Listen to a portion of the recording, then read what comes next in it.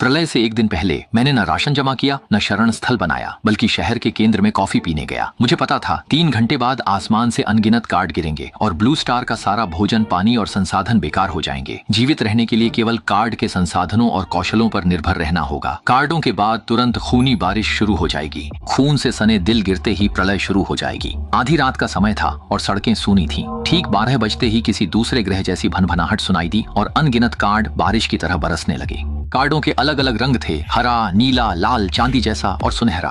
आसपास के निवासी भी अपने घरों से बाहर निकल आए और हैरानी से कार्डों को देखने लगे, जबकि मैं पागलों की तरह कार्ड बटोरने लगा, बिना कोई फर्क किए। चाहे जो भी रंग का कार्ड हो, सबको एक साथ अपने ट्रैकिंग बैग में भर लिया। ये सब प्रलय की शुरुआत में बेहद महत्वपूर्ण रणनीतिक संसाधन हैं, जो सर्वाइवल की संभावना को अधिकतम बढ़ा सकते हैं। अचानक मेरी पुतलियां सिकुड़ गईं। कार्डों की बारिश के बीच 2 कार्ड रंग बिरंगी रोशनी से चमक रहे थे और धीरे धीरे आगे की ओर गिर रहे थे। मैं तुरंत आगे की ओर दौड़ा और रंगीन कार्डों को मजबूती से अपनी मुट्ठी में पकड़ लिया। रंगीन लीजेंड कार्ड, बड़ी कमाई हुई।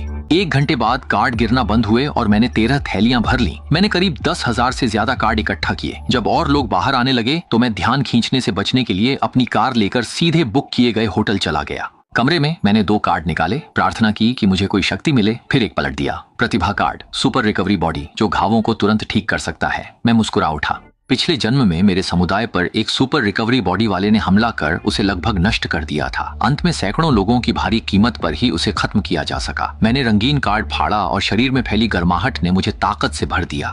फिर मैंने दूसरी कार्ड को पलटा और उस पर लिखी बात पढ़कर मैं एकदम निरुत्तर रह गया। आइटम कार्ड, सेफ्टी हट 200 वर्ग मीटर का पूर्ण सुरक्षा कवच वाला है, जो परमाणु हमलों से सुरक्षित है। सेफ्टी हट मजबूत होने के बावजूद स्थिर है, अभी कहीं बसना नहीं है, इसलिए यह मेरे काम का नहीं। कार्ड सुरक्षित रख मैंने 10 और गोल्डन कार्ड्स निकाले। इनकी क्वालिटी बेहतरीन है। सुपर स्ट्रॉन्ग स्टेमिना और हैवी पंच फाइटर दोनों T0 टैलेंट्स हैं, जो शुरुआत में बहुत काम आएंगे। वहीं ब्लैक ब्लेड और मजबूत वैन की रणनीतिक अहमियत साफ है। एक से हमला और दूसरे से मूवमेंट बढ़ता है। यह बेहतरीन तालमेल है। चारों गोल्डन टैलेंट्स सीखने के बाद मैं धीरे धीरे सो गया। सुबह 8 बजे नीला आसमान अचानक काला हो गया। आसमान से रक्त सितारे गिरने लगे और उनसे निकले खूनी दानव इंसानों पर टूटकर उन्हें नोचने लगे। देखते ही देखते चीखें पूरे शहर में गूंज उठी। इस समय मैं खिड़की के पास खड़ा था। चेहरा बेहद शांत था। खिड़की के बाहर का दृश्य मेरे जैसे व्यक्ति के लिए, जिसने प्रलय में 5 साल तक जीवित रहकर देखा है, तो यह तो किसी स्टार्टर डिश से भी कम है। जैसे ही मैं कार्ड्स जमा ही रहा था, दरवाजा धड़ाके से खुला और एक युवती अंदर आ गिरी। उसके पीछे 3 खूनी ज़ॉम्बी थे। युवती चिल्लाकर हाथ बढ़ाती है,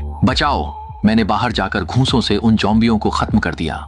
युवती सन्न होकर जमीन पर गिरे ज़ॉम्बियों को देखती रही। मैंने सामने खड़ी महिला को देखा और ठिठक गया। लिu यिन, वो चौंकी। तुम मुझे जानते हो? मैं मुस्कुराया। बड़ी स्टार हो, सब जानते हैं। लिu रुयन शर्माते हुए बोली, कैसी स्टार? मैं तो कुछ भी नहीं हूँ।